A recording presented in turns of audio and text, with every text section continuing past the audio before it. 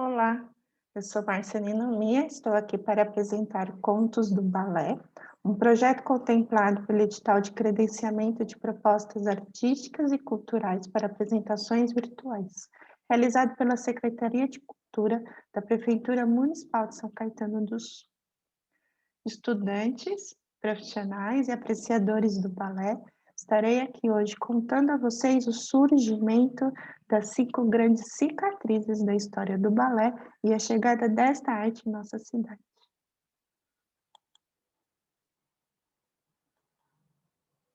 Contarei a vocês o surgimento do balé de corte, do balé de ação, do balé romântico, balé clássico, do balé moderno e como esta arte chegou no Brasil, para finalmente contar a vocês como o balé chegou em São Caetano do Sul.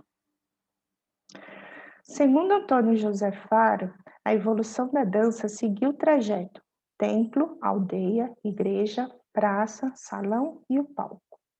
No salão, inclui todas as danças que passaram a fazer parte da nobreza europeia na era renascentista.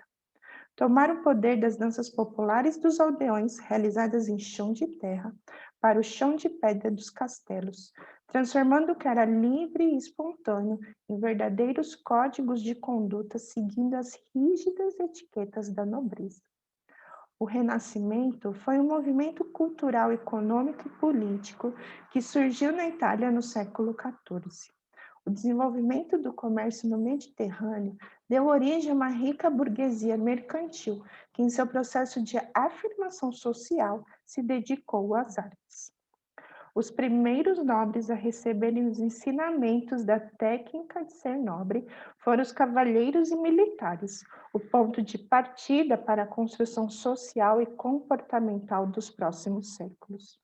Além dos ensinamentos das regras de etiqueta e comportamento, havia um intenso treinamento do ritmo presente na marcha destes cavalheiros e militares para se tornar melodia como a música, originando o movimento dos tornozelos, como os elevés e meias pontas, para amortecer o impacto no chão. Um dos primeiros responsáveis por esse processo de refinamento dos modos bruscos de até então foi Castiglione, com o seu Livro do Cortesão, que escreveu em 1528. Assim como Castiglione, do século XV ao XVII, houve uma intensa produção de tratados de dança, pois os rituais de apresentação à corte passaram a se tornar miméticas e narrativas. O Tratado de Piacenza definiu-se 5 indicativos para poder dançar: ter métrica, que é coincidir música e movimento; ter memória, agilidade, noção de espaço e fluidez física. Tamanha era a admiração pela dança na Itália, que quando a princesa italiana Catarina de Médici casou-se com Henrique II, o rei da França, levou como um dos seus dotes, além das pinturas, a etiqueta de comer com garfo e faca, a dança de corte, e o seu mestre de dança, Balthazar de Bujuaí. A França possuía recursos financeiros e fez com que a dança se difundisse por todo o mundo. Catarina de Médici promovia inúmeras festas em sua corte, que duravam o dia inteiro com torneios, banquetes, desfiles de cavalo, bailes, apresentações de comédia e de drama, pirofagia, apresentação de circo, de dança, de música e ópera. Tudo no mesmo dia. Para o casamento de sua irmã, encomendou para o seu mestre de dança, Balthazar de Bujuaí, o famoso balé cômico da rainha, que tinha essas mesmas características de divertimento à corte. Bujuaí dizia que era balé porque corpos estavam organizados em figuras geométricas, e era cômico por ter um final feliz. Apesar de ser o casamento de sua irmã, todo o espetáculo servia para enaltecer a figura do monarca, o rei. O balé foi um grande evento, terminando com as honrarias e entregas de medalhas à corte. O espetáculo foi assim criado em 1581. Neste espetáculo havia narrações declamadas, aberturas com carruagens, procissão e balés com seres mitológicos do mar e entradas de alegorias. No final, toda a corte se junta à dança para um grande baile final. Este balé te faz lembrar o quê? Bom, 8 anos depois, Arbô, que era aluno de Bujuayu, escreve um tratado de dança, descrevendo essas danças sociais. Descreve como o corpo se move, criando também posições do corpo diferentes do somente en face, como os croisés e effacés. Ilustra posições do corpo para reverências, entradas e preparações, e esboça o que seria mais tarde as 3 primeiras posições dos pés. O balé se torna parte essencial dos cerimoniais de corte, que 80 anos depois, quando Luís XIV se torna rei da França, usa o balé como instrumento político e controle dos nobres, características do absolutismo do seu governo. Um exemplo é o seu famoso papel como Rei Sol, criado para o balé de La Nuit, que levou cerca de 13 horas para ser executado. Retratava os 4 relógios da noite. O primeiro, das 18 às 21, o segundo, das 21 à meia-noite, o terceiro, da meia-noite às 3 e o quarto, nascer do sol, das 3 às 6. O rei Luís XIV aparece com a chegada do dia como o deus do sol, enfatizando o poder da monarquia e sua proximidade com o divino. Foi o primeiro solo criado, mas era designado apenas para o rei, pois dançar bem significava se ascender socialmente.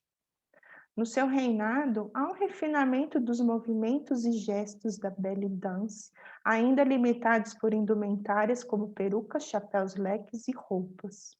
As posições dos pés trazem uma ideia de juízo moral, e Fouillé escreve um tratado de dança codificando passos e sistematizando as notações de dança. Estabelece símbolos para representar os passos, detalhando as posições a partir das quais cada dança deve começar, indicando preparações e finalizações de movimentos, ornamentos e movimentos da cabeça, braço e joelho, juntamente com tempo e notações direcionais. Esta notação foi encomendada a Bouchan em 1680.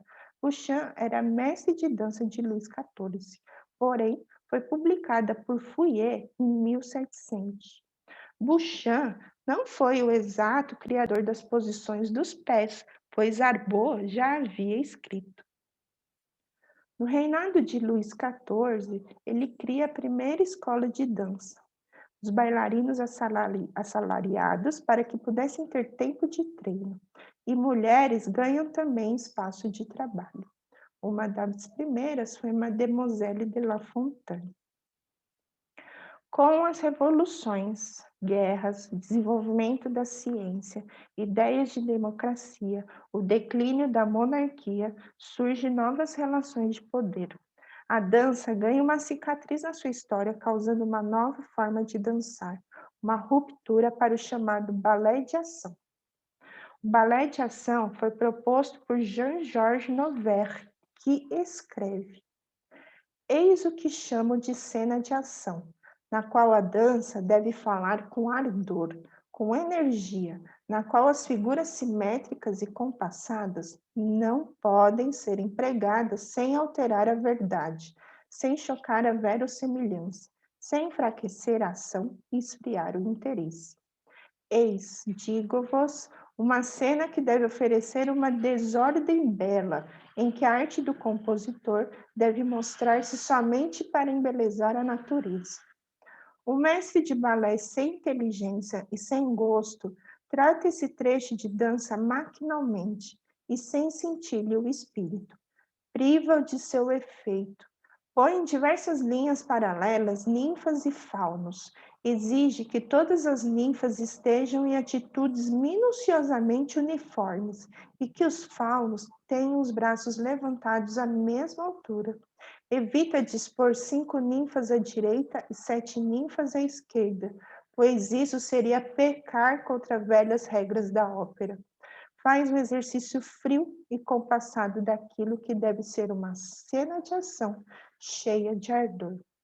Este balé de ação proposto por Jean-Georges Noverre é influenciado pelas ideias do iluminismo. No século XVIII, na Europa, em resposta ao absolutismo, surgiu um movimento cultural, intelectual, político, econômico, social e filosófico, chamado de iluminismo.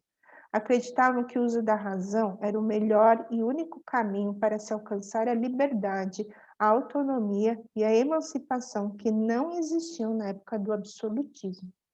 Os iluministas e a burguesia delineiam os discursos da dança narrativa, que é encontrar significado contando histórias, falando de paixões e falando sobre o mundo.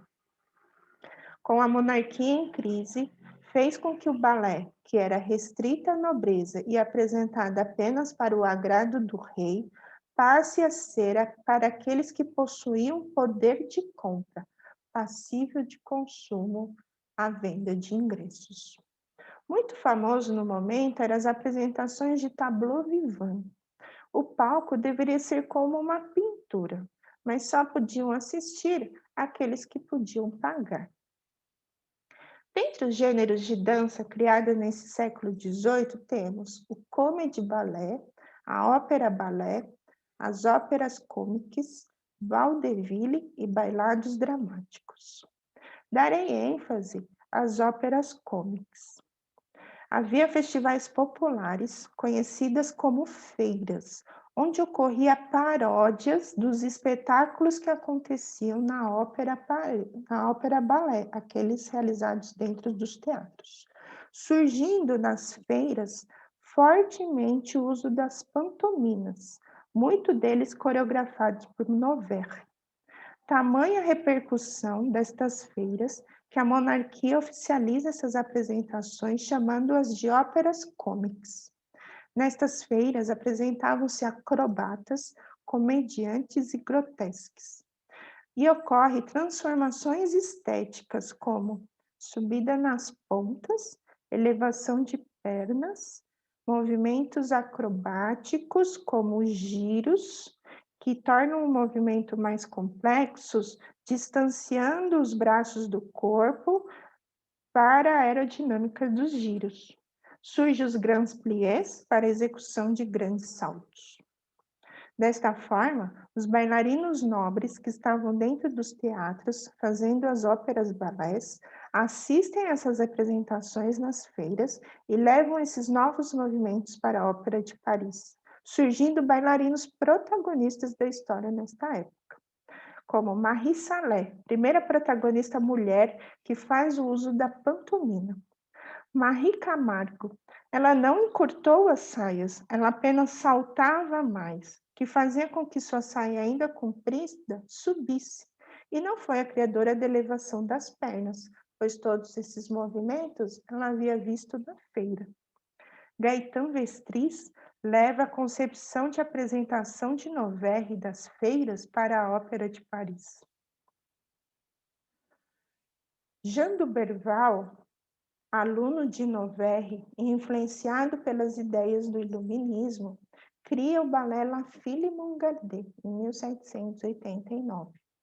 Retrata os assuntos camponeses, sem deuses ou heróis, mas sim representantes das classes mais simples da sociedade, com suas fraquezas e vícios, condições de vidas precárias, sem interesses globais e aspirações, que caíam frequentemente em situações cômicas, os personagens conseguiam sair delas não através de forças superiores ou com a ajuda de grandes heróis, mas através da sua própria criatividade, alegria, inteligência e astúcia. Um fato ocorrido muito tempo depois, em 1889, na versão de Lev Ivanov, uma das características deste balé era o uso de galinhas de verdade. Em uma noite em que a bailarina principal dançava um papel de Lise, dizem que sua rival na época soltou todas as galinhas no palco durante a sua variação. Muitas das galinhas caíram no fosso da orquestra, no colo dos músicos, mas a bailarina continuou dançando como se nada tivesse acontecido.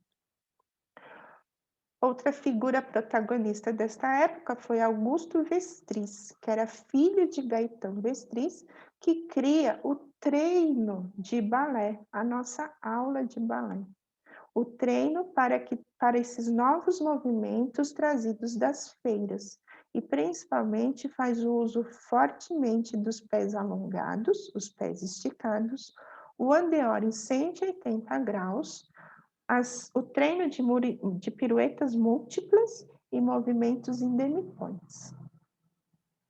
Aqui veremos uma sala de aula de dança com alguns aparatos criados nesta época. O espelho e a canaleta e vira-quadril, que era para o treino do andeor.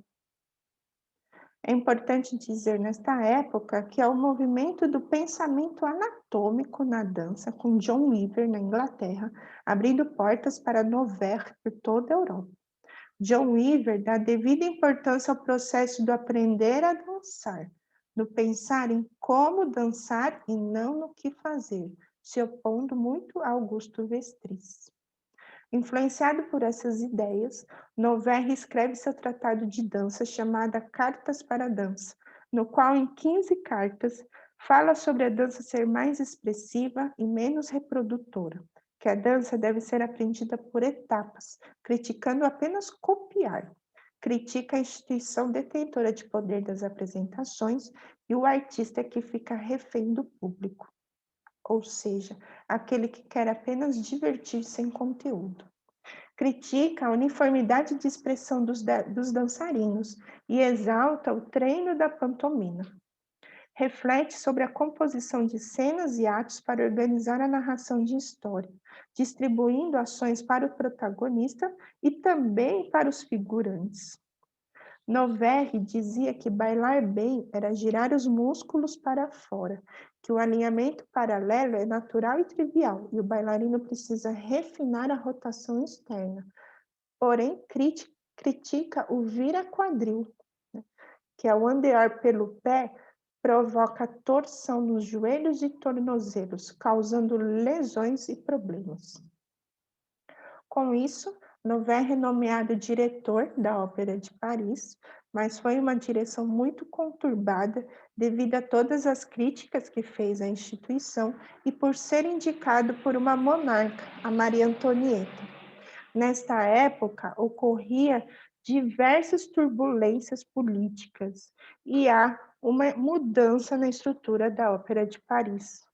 Com isso, assume em seu lugar Maximilien Gardel, que, percebendo a rejeição das figuras monárquicas, decide abordar nas apresentações temas mais populares, agradando os revolucionários e a população, surgindo fortemente a temática camponesa, sobretudo o tema da jovem pura e inocente.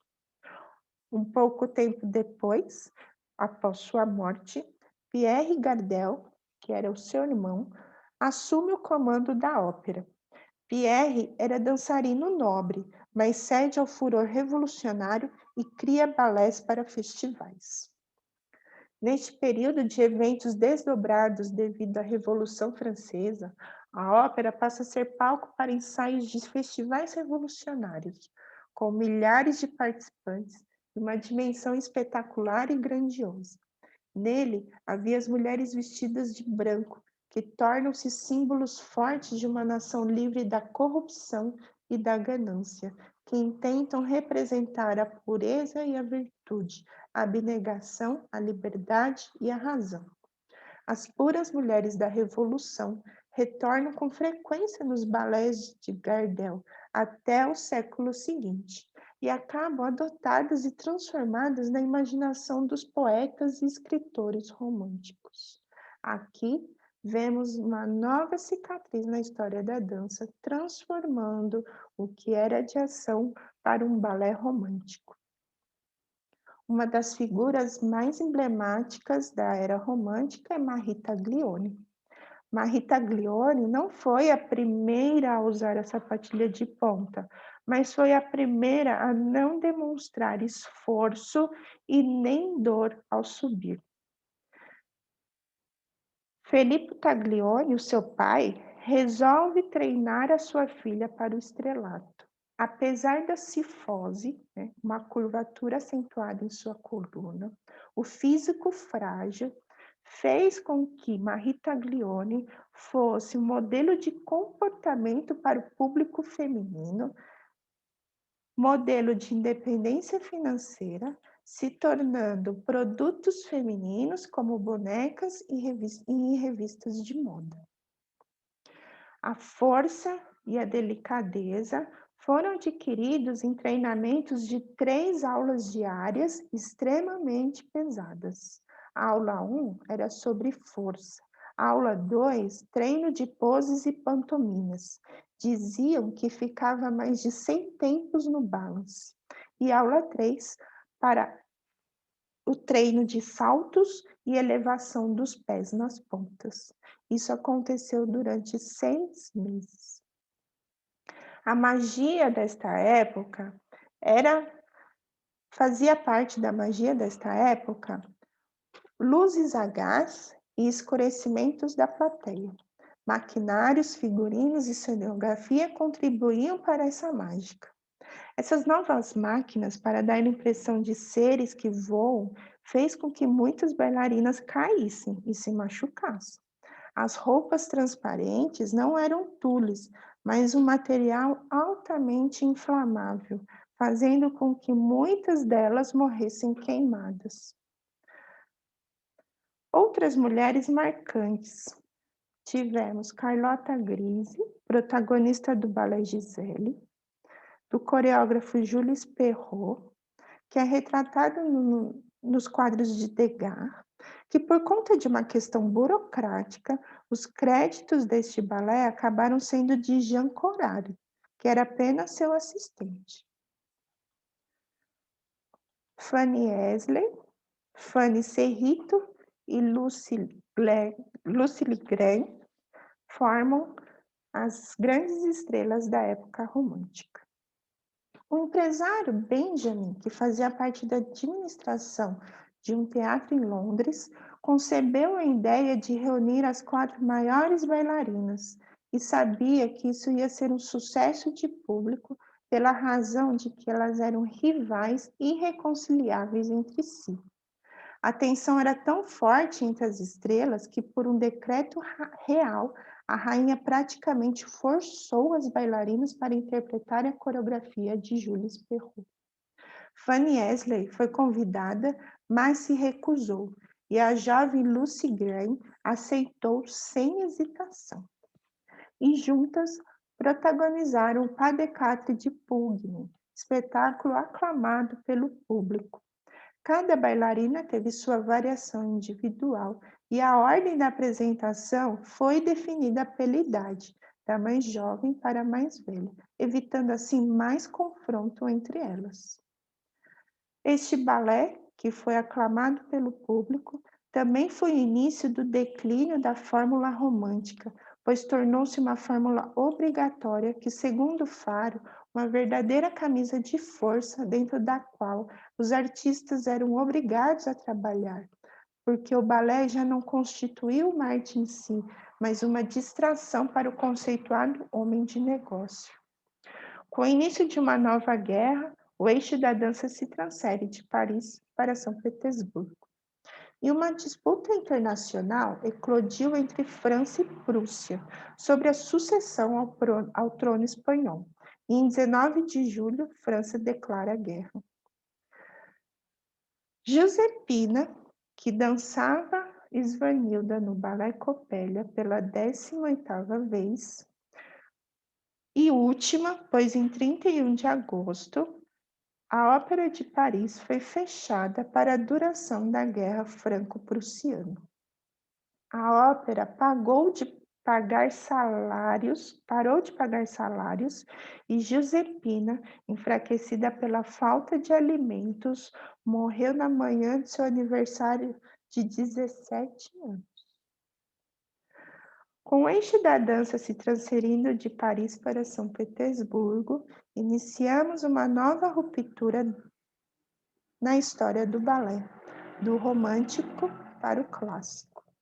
O controle czarista e o isolacionismo na Rússia permitiram pouca influência do Ocidente, mas no século XVII, o czar Pedro o Grande foi responsável por uma certa ocidentalização e uma modernização da Rússia, aproximando-a das culturas ocidentais.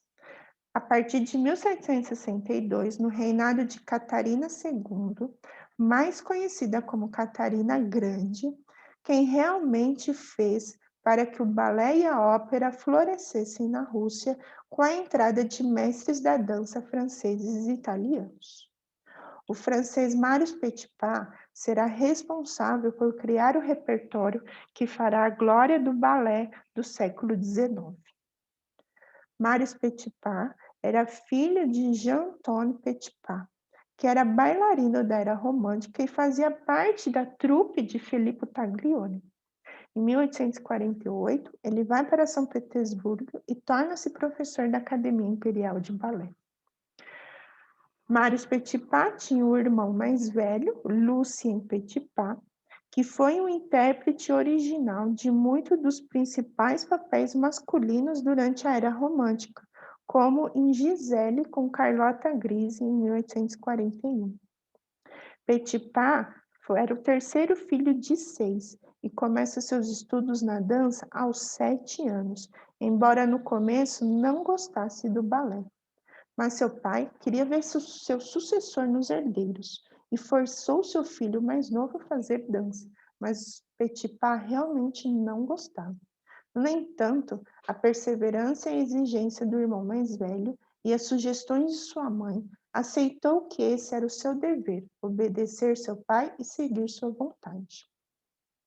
Em pouco tempo, Petipa recebeu um convite do mestre Antony, que na época estava em São Petersburgo, para vir à capital imperial russa e se juntar ao balé imperial como primeiro dançarino. Petipa aceitou rapidamente e a sua estreia desempenhou o papel principal do balé Paquita em 8 de outubro de 1847. Durante a primeira apresentação, Helena Andrianova, a bailarina que interpretava a Paquita, estava dançando e um membro da plateia jogou um gato preto morto no palco, com um pequeno cartão amarrado ao rabo que dizia pela estreia da bailarina. Andrianova ficou tão chocada que desmaiou e seu parceiro, Marius Petipa, teve que carregá-la para fora do palco. Apesar do insulto que recebeu em sua primeira apresentação, suas aparições, tanto de Andrianova quanto de Petipa, foram um grande sucesso. Petipa foi um grande criador e recriador de peças de balé. O primeiro sucesso como coreógrafo foi o balé A Filha do Faraó, que ele criou em apenas 6 semanas, com música de Puccini, para a despedida dos palcos da prima bailarina Carolina Rosati. Os temas exóticos estavam em alta na época e o fascinante cenário egípcio, combinados ao requinte e à opulência da produção, com duração de mais de 4 horas, tornaram A Filha do Faraó o balé favorito durante muitos anos. Essas criações e recriações se tornaram grandes sucessos na Rússia, que, remontados e conhecidos até hoje, se tornam clássicos, designando assim a era do balé clássico. Outras obras de Petipa: Dom Quixote, 1869, Sonho de uma Noite de Verão, 1889, La Bayadère, 1877, Talismã, 1889. Aqui ocorre uma mudança na valorização da dança masculina, no qual Enrico Cecchetti interpretava o papel principal em O Talismã e Enrico Cecchetti se transforma nos mestres da dança do balé clássico com a sua metodologia, né, Cecchetti, a metodologia italiana. Temos a Bela Adormecida, em 1890. Nesta foto, vemos Marie Petipa, filha de Marius Petipa, interpretando a Fada Lilás. E aqui nós temos Enrico Cecchetti como Carabosse. Temos Raimonda, em 1898. Arlequinade, 1900. O Quebra-Nozes. Cinderela. Cinderela temos Pierina Legnani, que foi a primeira bailarina a exibir as piruetas seguidas, os fouettes.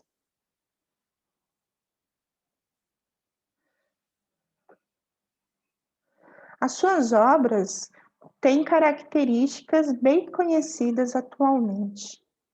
O encurtamento das saias acima dos joelhos, a bailarina principal e a bailarina antagonista, a valorização do homem, o grand pas de deux, com entrée, adágio, variação masculina, variação feminina e coda, solistas e demissolistas, a valorização do corpo de baile e a presença de dança a caráter.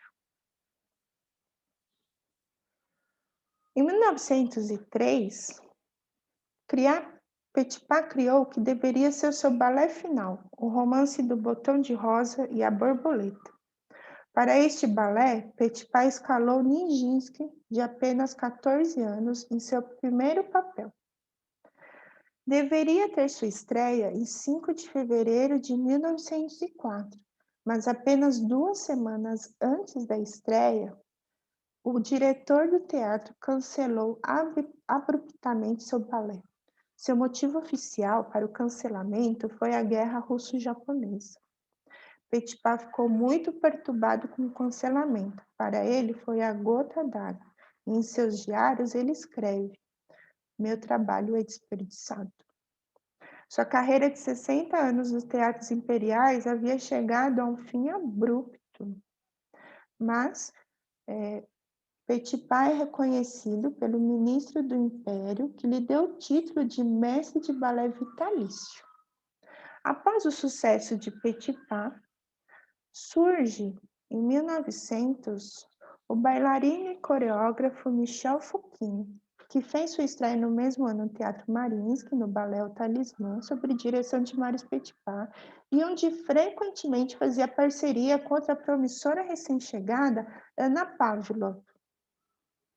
Como professor e coreógrafo, aderiu às ideias de Noverre, que defendia a fusão harmoniosa das artes, música, pintura e artes plásticas. Para ele, a dança não deveria se degenerar em pura técnica, pois seu valor estava na interpretação. E assim, temos uma nova ruptura na era do balé clássico, trazendo a era do balé moderno, com as criações de Michel Fokine. Em 1904, ele apresentou uma carta aos diretores do Teatro Imperial, que foi a base de seus famosos 5 princípios, descrevendo a necessidade da reforma do balé. Em 1904, ele cria o célebre solo A Morte do Cisne, que a bailarina Anna Pavlov imortalizou.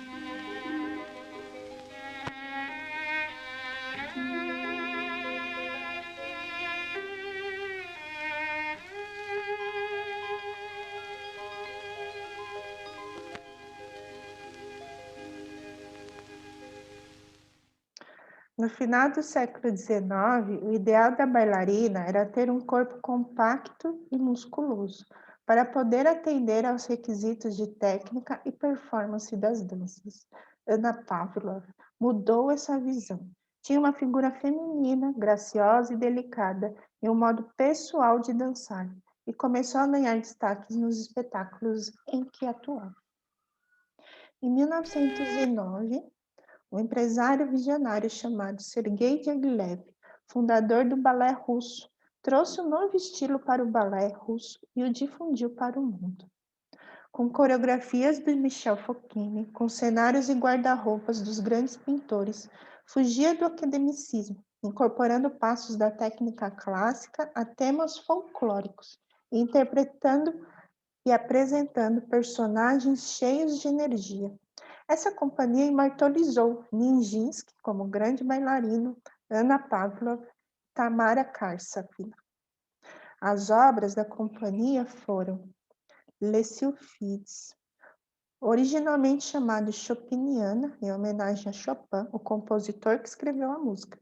No entanto, o nome foi alterado para sua estreia em Paris, onde o público havia visto recentemente La Sylphide. O carnaval foi criado em 3 ensaios espontâneos para uma apresentação de caridade. Tentativas recentes de reconstruir o trabalho de carnaval por lugares do mundo tiveram graus variados de sucesso. Isso ocorre porque os papéis devem ser criados a partir de cada artista, e não a partir de etapas ou gestos impostos externamente.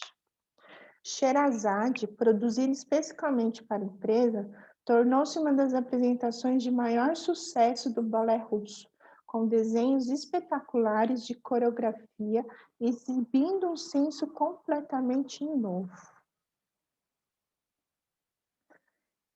Firebird. As princesas originais do Firebird dançavam descalças e monstros rastejavam e rolavam em vez de avançar em linhas simétricas. O Firebird torceu e se agitou nas coreografias, e Fokine dizia que seus braços agora se abririam como asas, agora abraçariam o tronco e a cabeça, em completa contradição de todas as posições dos braços do balé. Tamara Karsavina dançou o primeiro Firebird com música de Stravinsky. Foi o início de uma parceria de grandes rumores e sucessos. Anna Pavlova estava programada para o papel, mas achou a música incompreensível e se recusou a dançar. O espectro da rosa, que se tornou uma das imagens mais duradouras de Nijinsky, devido a seus saltos, a uma amplitude das quais dava a impressão de voo. Foi uma segunda colaboração com Stravinsky. E Petrushka, uma das maiores realizações de Fokine e Stravinsky, com Nijinsky no papel principal. Em 1912, Nijinsky foi encorajado por Diaghilev para criar seu primeiro balé, A Tarde de um Fauno. Esta obra foi o primeiro grande escândalo de Nijinsky para um público que, acostumado com ninfas e fadas, ficou desorientado. Em 1913, outra obra polêmica criada por Nijinsky foi A Sagração da Primavera. A apresentação no Teatro Ópera de Paris foi tumultuada, chocando o público acostumado com a forma de apresentação coreográfica do balé clássico. E jogos. O trabalho não foi bem recebido e logo foi ofuscado por Sagração da Primavera, que estreou 2 semanas depois pela empresa de Diaghilev. E logo após, 1914, eclode a Primeira Guerra. E assim, a companhia não faz mais as suas apresentações. Nijinsky foi uma grande figura na história do balé clássico, mas sua carreira durou apenas 12 anos. O artista Foi forçado a deixar os palcos e abandonou a dança aos 28 anos de idade, devido a um transtorno mental crônico e grave, a esquizofrenia. Nijinsky passou o restante de sua vida internado em casas de saúde e em sua casa com sua esposa Rômula. Uma das últimas apresentações de Nijinsky, ele afirma que seu objetivo não era divertir o público, nem quer dançar coisas alegres. Em vez disso, escolhe dançar a morte, mostrar o sofrimento e a devastação que a guerra provoca, confrontar os espectadores com os seus fantasmas. Esta companhia de Diaghilev, o balé russo, traz a história para o nosso Brasil. A companhia de Diaghilev com Nijinsky e a companhia de Anna Pavlova, que fizeram uma turnê pela América do Sul, incluindo o Brasil, deu início ao permanente interesse pelo balé. Acredita-se que o primeiro balé feito no Brasil foi dirigido por Joseph Lacombe e apresentado no Real Teatro de São João, no Rio de Janeiro, em 1813. O Joseph, ele faz um anúncio na Gazeta do Rio de Janeiro no dia 13 de julho de 1811, dizendo: Luiz Lacombe, professor de dança, ultimamente chegado ao Rio de Janeiro, tem a honra de anunciar a todas as pessoas civilizadas desta cidade que ele se propõe a ensinar todas as qualidades de danças próprias das sociedades. Todas as pessoas que lhe quiserem fazer a honra de tomar as suas lições o poderão procurar na Rua Ouvidor, número 82, terceiro andar. Um levantamento das publicações legais entre os anos de 1808 e 1834, que diz que em 1825, Joseph Lacombe foi efetivamente contratado como mestre de dança da família real. No início do século XX, após as apresentações do balé russo no Brasil, um momento também que se consolidava a proclamação da República, teve início no Distrito Federal do Rio de Janeiro, por iniciativa das elites políticos econômicas, reformas urbanísticas com o intuito de tornar a localidade parecida com a metrópole europeia. Em 1909, foi inaugurado o Teatro Municipal do Rio de Janeiro. Em 1913, houve a primeira tentativa de se abrir uma escola de dança oficial, cuja função seria enriquecer as temporadas líricas da cidade. Maria Leneua foi a responsável a fundar a primeira escola do Teatro Municipal do Rio de Janeiro, mas apenas em 1927. Maria Leneua era bailarina da companhia de Anna Pavlova, que quando eles fizeram uma turnê pela América do Sul, no Brasil, incluindo o Brasil, em 1920, ela aqui dançou e aqui ficou. Em 1936, ela funda também o Corpo de Baile do Teatro Municipal do Rio de Janeiro. Em 1943, ela se muda para São Paulo para dirigir a Escola Municipal de Balé de São Paulo, que foi fundada em 1940 por Václav Večeky. Em 1947, comete suicídio por um diagnóstico errado sobre sua doença, sobre sua saúde física.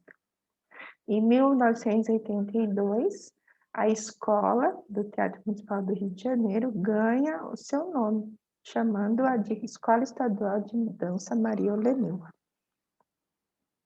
A partir da criação desta escola, das escolas em São Paulo e Rio de Janeiro, nós chegamos finalmente em São Caetano do Sul. Pode-se afirmar que o ensino da dança em São Caetano institucionalizou-se a partir da década de 1950, com a escola de Maria Carmen Brandão. Era uma matriz que ficava em São Paulo e se instalou primeiramente na Rua Baraldi e depois transferiu-se para a Rua João Pessoa. No mesmo ano, a Escola de Maria Carme Brandão promoveu o primeiro espetáculo no palco do São Caetano Esporte Clube, no dia 17 de dezembro. Em 1957, com a criação da Associação Cultural e Artística de São Caetano do Sul, o ACASCS, a programação do município no campo das artes incrementou-se. Tamanho era o conceito alcançado pela dança que o mesmo ficou conhecido como Joias da Casque e teve como primeira professora Ivone Isaías. Em abril de 1964, houve a divulgação dos nomes das alunas do departamento, cujo grande número ratifica o interesse que o segmento despertava junto ao seu corpo associativo. Entre os nomes desta lista, encontramos Diva Tomé, Laura Tomé e Sandra Amaral. No primeiro mandato do Walter Braid, em 1965 a 1969, é fundado o Curso Municipal de Balé, com a denominação atual de Escola Municipal de Bailados Laura Tomé. Suas atividades iniciaram-se em 1966 e teve como primeira professora Cleusa Scanha de Camargo, que foi diretora também da escola por 18 anos. Em 1965, Cleusa, aos 18 anos, estava se formando em balé pelo Teatro Municipal de São Paulo e já dava aulas no curso de balé da CASCS.